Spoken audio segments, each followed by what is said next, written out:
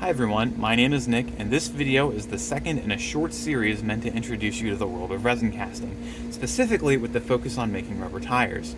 For this video, I want to focus on mold design and share with you everything I've learned about making a good mold. Now, this won't be the kind of video that shows you how to use a CAD program like Fusion 360.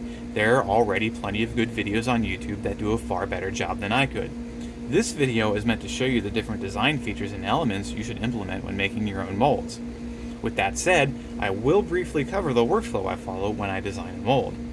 First, I make a model of the final part. Then I'll extrude a solid box around the tire. After that, I'll use the combine body function, which cuts the shape of the tire out from the inside of your box. And then finally, you use the split body function, which will cut the mold box in half, leaving you with your two mold halves. After that, I'll add some final design elements that I'll cover later in this video. When designing a mold, there's a couple questions you can ask yourself to guide the design process. And those questions are, where does resin enter the mold? How will it flow through the mold?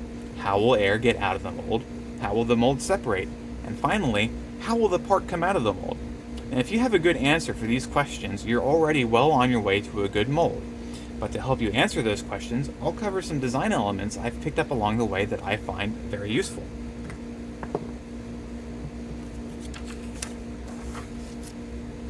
First and most important, resin should always be introduced in the lowest point of the mold cavity, and air should always be given a path to escape as it's displaced by the resin. Sometimes you'll need to create internal plumbing to get the resin where you want it. I drew this simple sketch to help demonstrate. The resin is injected into the top of the mold here, flows through this internal plumbing, where it finally enters in the bottom of the mold cavity. As the resin level rises, the air in the mold cavity is displaced upwards and outwards through this air vent.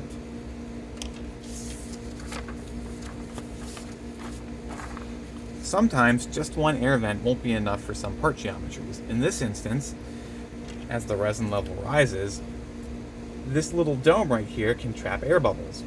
And to solve that, you simply add in another vent at the top of this dome that allows the air bubbles a path to escape through the top of the mold. Other times, you may find that your part geometry can block the path of an air vent that you need somewhere else.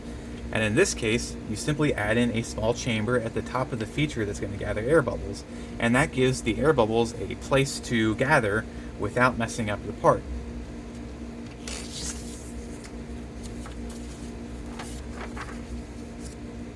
When your part requires a mold that splits into several pieces, there are a few design features you can add in that will make life easier for you. First, adding a chamfered edge to the outside of the mold where the mold halves come together will give you a spot where you can stick in a screwdriver or a tool or something and pry these mold pieces apart.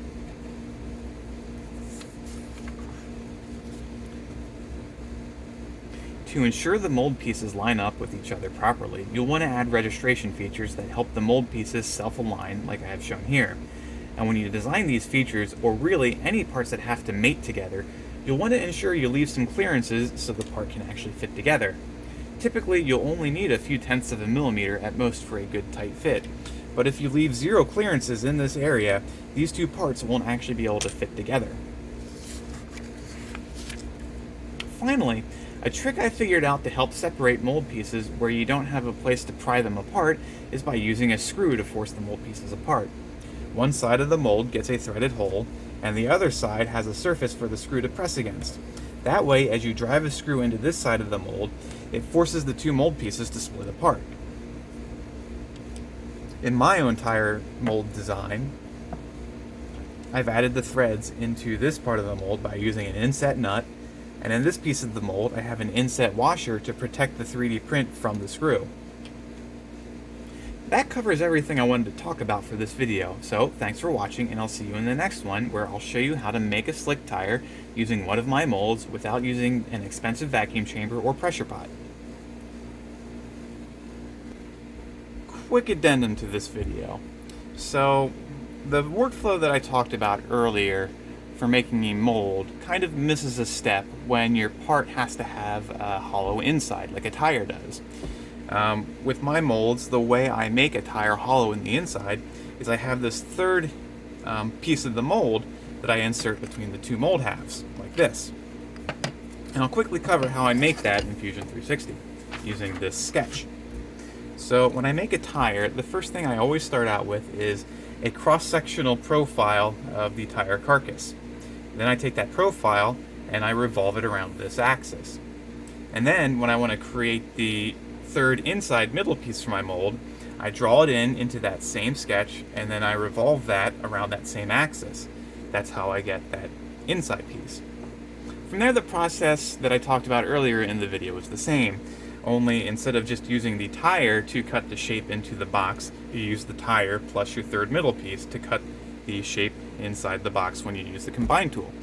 And then from there, it's exactly the same. So, thanks for watching.